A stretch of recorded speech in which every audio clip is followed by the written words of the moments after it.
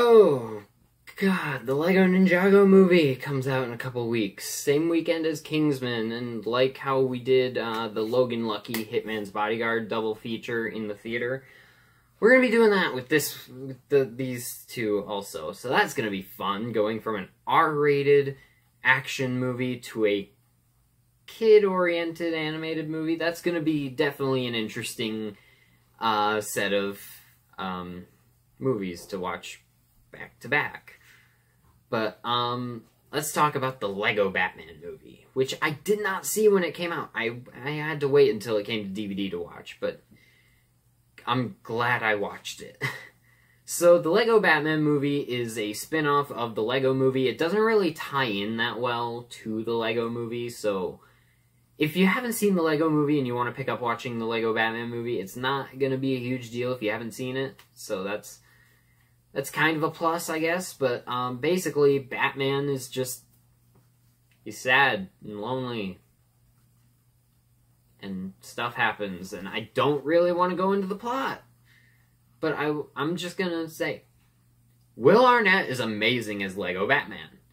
He reprises the role from the Lego movie, so there is that connection there, and he was great in the Lego movie. He was one of the best characters in that movie, and he's amazing in this.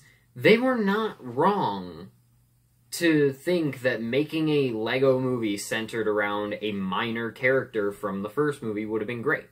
Because of it, I now want to see a Vitruvius movie, a Benny movie, a good cop, bad cop movie, a President Business movie.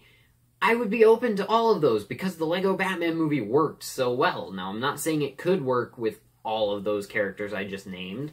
I'm just saying, if they can make it work with Batman, there's a pretty good chance they can make it work with pretty much any character. So, yeah. And again, Will Arnett is just amazing. He only does the voice, but he adds just so much humor to Lego Batman, and it really works. Zach Galifianakis really stole the movie as the Joker. I felt like he pulled from almost all of the different incarnations of the Joker. I definitely got some vibes of Jack Nicholson, Heath Ledger, Mark Hamill, Jared Leto even a little bit. Just a tiny bit. But he also mostly makes the role his own and makes a pretty amazing Joker. And I can't believe I'm even saying that. Zach Galifianakis is amazing as the Joker. The stupid guy from The Hangover is amazing as the Clown Prince of Crime, probably the most iconic supervillain of all time. That's amazing. And then you have Michael Cera as Dick Grayson, who is really great. Now, if you guys watched my review of Scott Pilgrim vs. the World, I don't know if I talked enough about how amazing of an actor Michael Cera is, but he's pretty great in live-action movies and animated stuff, and it's especially here because he is a really great sympathetic character. He's a character that just wants to be part of a family. He wants a family. And so for the majority of the movie, he is just excited about having a family because he's adopted by Bruce Wayne and then taken in by Batman to be his sidekick. And so, you know, he finally feels like he's part of a family, and so that was actually a really cool story to tell. And there's a great adult joke in this movie that I'm so glad they put in the movie. He's talking to Bruce Wayne, and he's like, "My name's Richard Grayson, but kids call me Dick." And then Bruce Wayne replies, "Well, kids can be cruel sometimes." And it made me laugh so hard because I was not expecting that in the Lego Batman movie. And it's really great. And then you have Rosario Dawson as Barbara Gordon. She's pretty good. She doesn't have a huge part in the movie, but she was really good in the part. She doesn't become Batgirl until near the end of the movie, so it was kind of bad because they really kind of marketed Batgirl quite a bit in the movie, and then she's not in it as Batgirl for the most part. Like, Barbara Gordon has a big part in the movie, but as Batgirl, she doesn't have a huge part in the movie. But all the main characters are amazing. You even have I never remember how you say his name. Ralph Fiennes as Alfred. He's amazing. He's pretty great. And it's kind of funny because Voldemort from Harry Potter is in this movie, but they don't have Ralph Fiennes voicing him, and that was kind of, I felt like, a missed opportunity, because Ralph Fiennes played Voldemort in the Harry Potter movies, like the actual Harry Potter movies. But all the main characters are amazing. The family themes in the movie are pretty great and heartwarming. The visuals, the references, the in-jokes, all of it was amazing. There are so many references and jokes. There's too many to count. I thought all the villains in the movie were awesome. There's so many of them. But pretty much each one has a pretty funny reference or in-joke. Just to name a couple, you know, Bane, he sounds like Tom Hardy. Catwoman says meow all the time, all that stuff. Just really funny stuff. I thought the characters in this were a bit better than the Lego movie. A lot of the stuff that's in this movie is done quite a bit better than the first Lego movie. And yeah, I gotta say, I do enjoy this movie more than the Lego movie.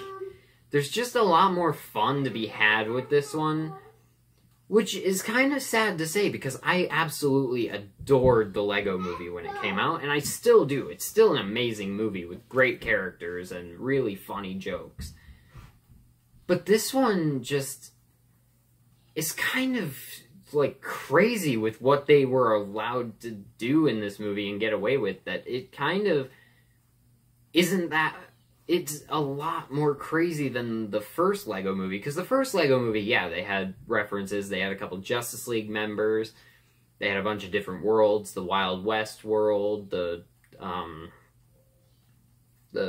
Viking world, or the medieval world with the dragon, that kind of stuff. But, like, this movie has Sauron, King Kong, Daleks, and they all come out of the Phantom Zone and take over Gotham, and it's pretty amazing.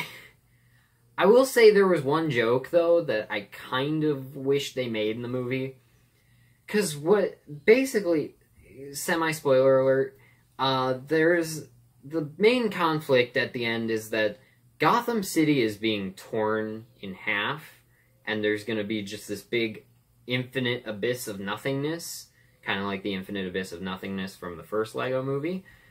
And that was all cool. I really wish, even if it was like a 2-second shot, they had just showed, like, in the real world, just, like, two people pulling the table apart.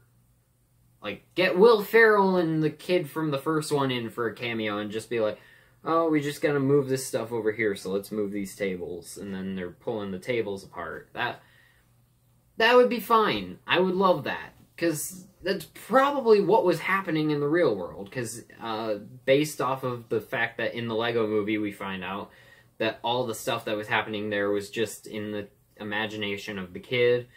Even though Emmett was still sentient, I hope they explain that in the next Lego movie, just because it is it's a little weird, because they hit us with the fact that it was all in the kid's imagination, and that was all cool. That was like, oh, okay, that explains why all this stuff is happening.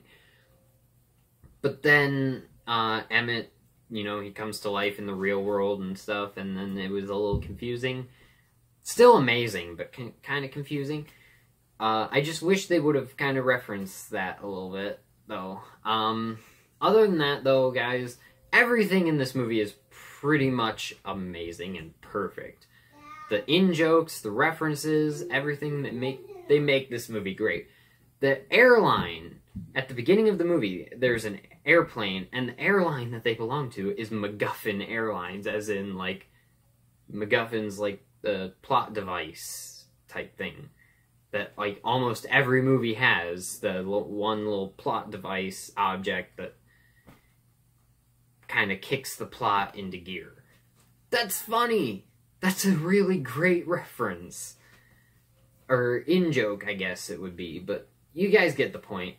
I'm gonna give the Lego Batman movie an A+. Guys, this is one of the best movies of the year. And again, like Get Out, I'm gonna put this in the 2017 movies playlist. I just wish I had gotten to see this in theaters. I think it came out the same weekend as John Wick Chapter 2. And I was more excited for John Wick Chapter 2 than I was for Lego Batman, so that's why I ended up watching Lego Batman or John Wick instead, but I'm glad I finally got to see it.